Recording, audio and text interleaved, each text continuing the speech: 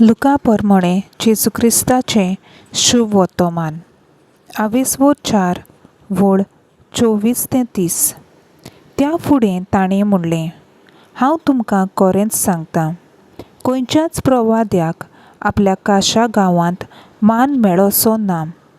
आनीक एक सोत तुमकां सांगतां, एलिजाच्या काळार 3 वर्सां आनी 6 म्हयने देवान सर्ग धांपून दवरलोलो आनी आख्ख्या गांवांत व्हड भूक पडलोली तेन्ना इस्रायेलांत जायत्यो विधवा आसल्यो. पूण सिदोन मुल्कांतल्या सारेपेटा नगरांतले विधवेक काडून तांतले एकलेशी चोरची देवान एलिजाक धाडलो ना.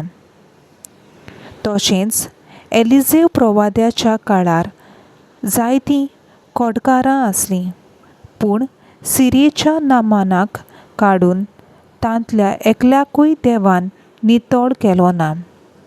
आनी हें आयकून देवस्थानांत आसलीं तितलींय एकदम रागार जालीं आनी उठून ताणें ताका नगरा भायर घालो.